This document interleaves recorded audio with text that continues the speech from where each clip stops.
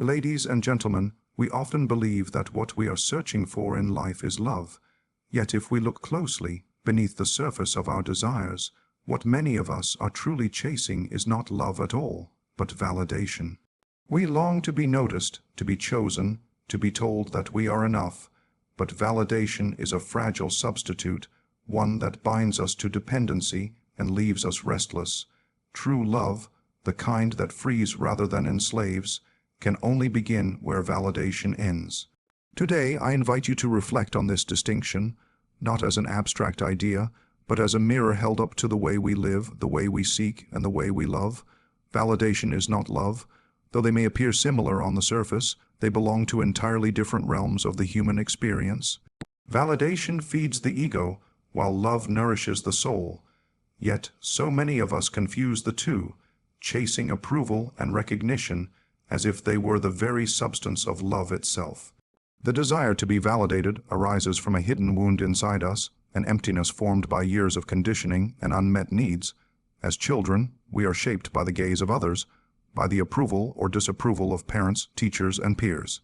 We quickly learn that acceptance often comes at the cost of authenticity. To be praised, we must perform. To be loved, we must meet expectations. Slowly, we internalize the belief that worth is not something inherent, but something granted to us by others.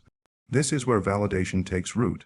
It becomes the currency of self-esteem, a fragile system where the self depends upon the fleeting approval of external voices. When someone notices us, admires us, or chooses us, we feel alive.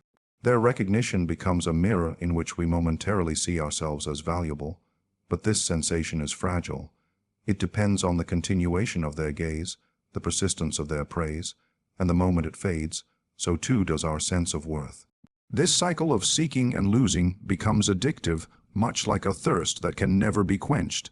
Love, however, is of another nature. Love is not about being seen, but about being known. It is not a performance for approval, but a communion of two beings who meet in truth. While validation feeds on appearances, love penetrates the depths of who we are, beyond our masks, beyond our carefully crafted images. Love does not ask us to perform, it asks us to reveal. Validation praises the mask, but love embraces the soul. The difference becomes clear when we examine our own desires in relationships. When what we truly crave is validation, we are not seeking a partner, we are seeking a constant witness. We want someone who affirms us, who tells us we are attractive, worthy, successful, or lovable. But the need is bottomless because it is rooted in insecurity. No matter how much validation we receive, it never settles permanently within us. It is like pouring water into a sieve. The emptiness always returns.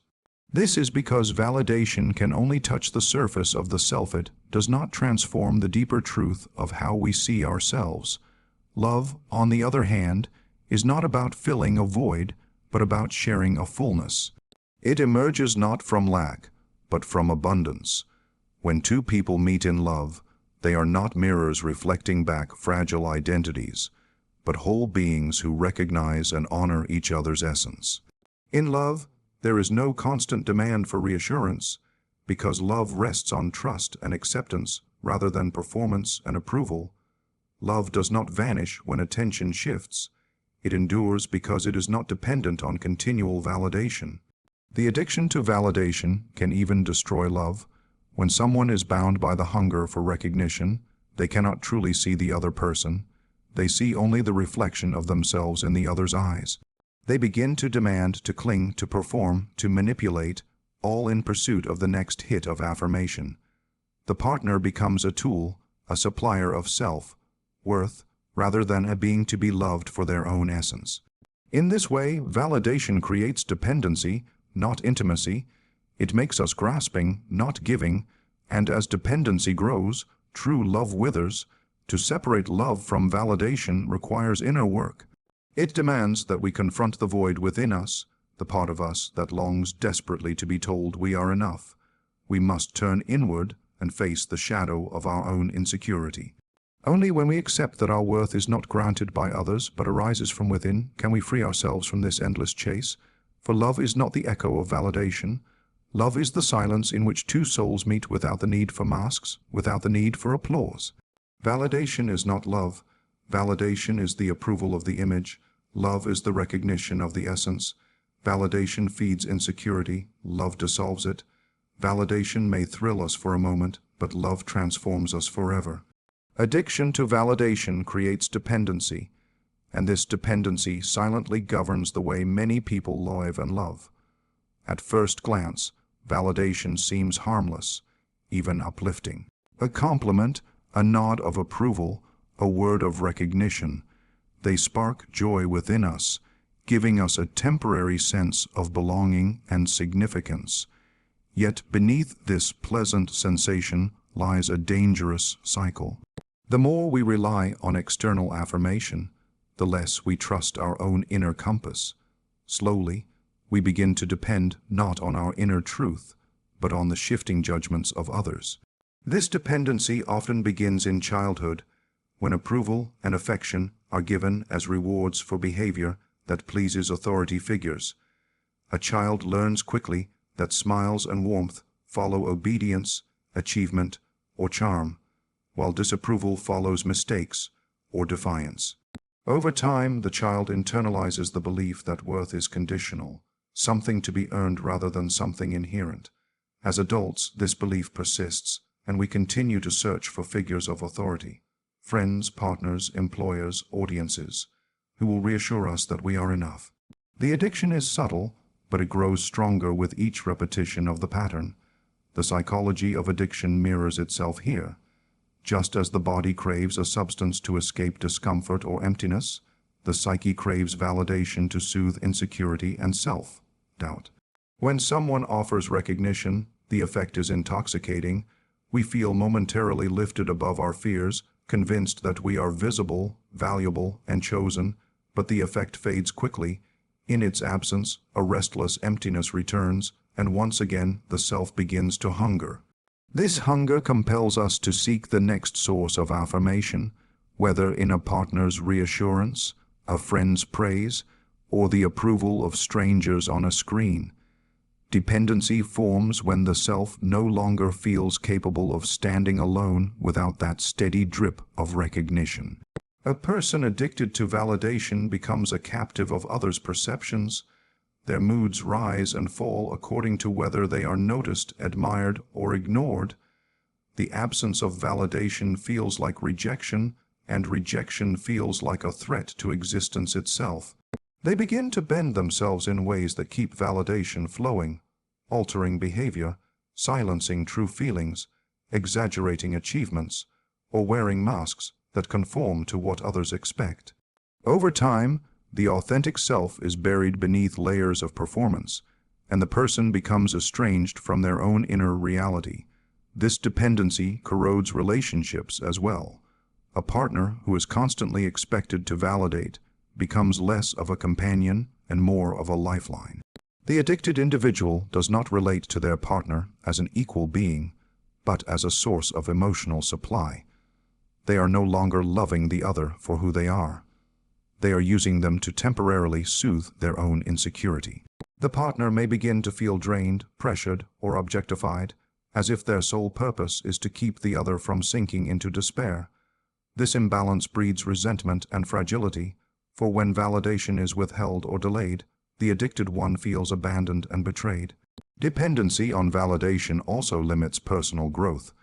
To depend on others' opinions is to live in fear of disapproval. Instead of following their own instincts, a person shackled to this addiction makes choices that will preserve approval. They pursue careers, relationships, or lifestyles that look admirable rather than those that resonate with their deepest truth. They begin to lose touch with their inner voice because the external voices are louder, more insistent, and more rewarding in the short term. But deep down, this conformity suffocates the soul, leaving a lingering sense of dissatisfaction that no amount of recognition can fully erase. The tragedy of this dependency is that it robs us of freedom. A person addicted to validation cannot act authentically, for authenticity risks disapproval. They cannot stand alone, for solitude means silence. no external voices to remind them of their worth. They cannot rest because the hunger for affirmation never sleeps. Their lives become a constant performance, and their identity becomes fragile, dependent on the shifting winds of others' opinions. To recognize this addiction is to see how fragile it makes us. Dependency ties the strings of our self-worth to forces outside our control. It leaves us vulnerable to manipulation, rejection, and abandonment. It reduces us to seekers of applause rather than creators of meaning, and the deeper the dependency grows, the further we drift from the possibility of genuine connection and genuine love. Addiction to validation creates dependency, and dependency is the quiet chain that binds the soul. It convinces us that we are nothing without recognition, when in truth, recognition alone can never sustain us. Self-acceptance is the foundation upon which all genuine growth, love, and freedom are built. Without it, every effort we make toward happiness becomes fragile, every relationship unstable, and every success hollow. The human being carries within a complex mixture of light and shadow, of strengths and weaknesses, of virtues and flaws. Yet most of us learn early to divide ourselves. We cling to what we think is acceptable and reject, or hide what feels unworthy. We wear masks for the world, hoping others will approve of the image we present, while quietly fearing the exposure of our hidden self. But no mask, however convincing, can provide peace. Only the acceptance of the whole self allows us to stand firm. Self-acceptance does not mean complacency or stagnation. It is not the denial of growth. Rather, it is the recognition of reality. To accept oneself is to see clearly who one is, both the noble and the flawed, and to embrace that totality without shame. Many resist this because they believe their flaws make them unlovable or their wounds make them weak. Yet in truth, self-acceptance is the only ground upon which transformation can occur. A person who denies their darkness cannot integrate it, and what is denied only grows stronger in secret. By accepting ourselves fully, we bring even the hidden parts into the light, where they can be understood, softened, and transformed. Much of human suffering comes from the refusal to accept oneself. We chase perfection, imagining that if we become flawless, then we will finally be worthy of love, success, or peace. This chase leads only to exhaustion. Perfection is an illusion that keeps us running from our own humanity. In reality, peace comes not from erasing flaws, but from embracing them as part of the whole tapestry of who we are. Self-acceptance allows us to live without the constant fear of exposure, for we no longer need to hide. It frees us from the endless chase for external approval because we have already given ourselves permission to exist as we are. In relationships, self-acceptance plays an even deeper role. Without it, we lean on others for validation, hoping they will fill the void we feel inside. We demand constant reassurance, not because we need love, but because we cannot bear the parts of ourselves we have rejected. This dynamic creates dependency and conflict. But when a person accepts themselves, they no longer approach relationships as beggars in search of worth. Instead, they approach as whole beings, capable of giving love without needing it to heal an internal wound. Self-acceptance transforms the way we connect with others because it eliminates the hidden agenda of using them to confirm our value. The path towards self-acceptance is not simple because it requires courage. To accept oneself means to look directly at the shadow, the envy, the anger, the fears, the insecurities, and admit that they are part of us. Many would rather continue wearing masks, clinging to a polished identity that hides all that is uncomfortable. But what is hidden does not disappear. It festers beneath the surface and emerges in destructive ways.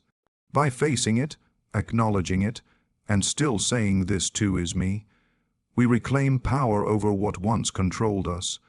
This act of embracing the full self is not weakness but profound strength, for it demands honesty and compassion in equal measure. Self-acceptance is also the doorway to freedom. When you no longer battle against yourself, you stop wasting energy on shame and denial. You are no longer enslaved to the opinions of others, because their approval is not needed to cover your inner wounds. You move through the world with a sense of authenticity, unafraid to be seen for who you are. This authenticity radiates in a way no mask ever can. It draws others toward you, not because you fit an image, but because you embody wholeness. Every human carries imperfection, but it is not imperfection that destroys us. It is the refusal to accept it, to build a life of meaning, to love deeply, to create freely. One must first lay the foundation of self-acceptance. It is the ground upon which everything else stands. Without it, we remain fragile, forever bending to the winds of judgment. With it, we stand rooted, no longer fearing the storm, because we have made peace with ourselves. True love begins when validation ends, for as long as we are chasing recognition, what we call love is only a mask of dependency. Many people enter relationships not seeking to share themselves, but to complete themselves, to be healed by another's gaze, to find in another's approval the sense of worth they cannot grant themselves. This dynamic may feel like passion, but beneath it lies fragility. When love is confused with validation, it becomes conditional, dependent on whether the other continues to admire, to praise, to choose. The moment validation falters, the illusion of love begins to crumble. True love is of a different nature. It does not thrive on constant reassurance, nor does it demand endless proof. It exists beyond the hunger to be affirmed. Love that is bound to validation is like a flame that consumes quickly and dies in smoke. But love that is free of validation is like a steady fire, enduring and warm, because it is not fueled by insecurity. To love without needing validation is to love with freedom, to allow the other to exist as they are, not as a source of continual approval. Validation, when it dominates, turns a relationship into a performance. Each partner becomes both actor and audience, endlessly watching for signs of approval. The smallest gestures are interpreted not as expressions of genuine connection, but as signals of value. Did they notice me? Did they compliment me? Did they make me feel chosen? Over time, this creates tension, for the relationship becomes less about loving the other and more about securing a fragile sense of self. True love begins only when this performance ends, when two people no longer need to prove themselves to one another, but can rest in the simplicity of being together. The journey toward love that is free from validation begins within. The person who cannot accept themselves will always hunger for another's gaze to fill the void. They will mistake attention for affection and praise for devotion.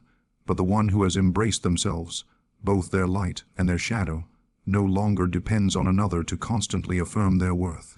This self-acceptance creates the ground for genuine love because it allows one to meet another as a whole being rather than a half searching for completion. When the hunger for validation subsides, love emerges as a gift rather than a demand. True love does not ask, "Do you see me as worthy?" It asks, "Can I see you as you are?" Without the shadow of validation, love becomes less about being admired and more about the act of deeply recognizing another soul. This recognition is not tied to appearances, successes, or performances. It is rooted in the essence of the person, the unique spirit that remains even when masks fall away. Such love can withstand silence, distance, or imperfection because it is not tied to the fragile need to be constantly reassured. When validation no longer governs the relationship, space opens for freedom and authenticity. Each partner can express themselves honestly without fear of losing approval. Differences are not threats, and vulnerability is not a risk of rejection, but an offering of truth. Love that is free of validation does not shrink when flaws are revealed, because it is not sustained by illusion. It grows stronger in honesty, finding intimacy in the acceptance of imperfection. This form of love is rare because it requires inner strength. To love without validation is to risk being unseen in the way the ego desires. It is to release the need for applause and allow love to exist quietly, steadily, without spectacle. It is to see the other not as a mirror of your worth, but as a mystery to be cherished. It is not glamorous in the way validation can feel, but it is profound. It brings peace where before there was restlessness, and depth where before there was only performance. True love begins when validation ends, because only then does the relationship cease to be a transaction of approval. It becomes a meeting of two beings who do not need one another to survive but choose to walk together. In this space, love is no longer fragile, no longer dependent on the shifting tides of praise or recognition. It is rooted in acceptance, nourished by freedom, and sustained by truth. What we often call love is too often only the hunger for recognition. But love is not a performance, and it is not applause. Love begins only when we no longer beg for validation, when we no longer demand to be seen as worthy, but when we already know that worth lies within us. In that moment, love ceases to be dependency and becomes freedom. It ceases to be a mask and becomes truth. So I leave you with this thought. If you want true love, first release the need for validation, for only then will love arrive, not as a demand, but as a gift. Thank you.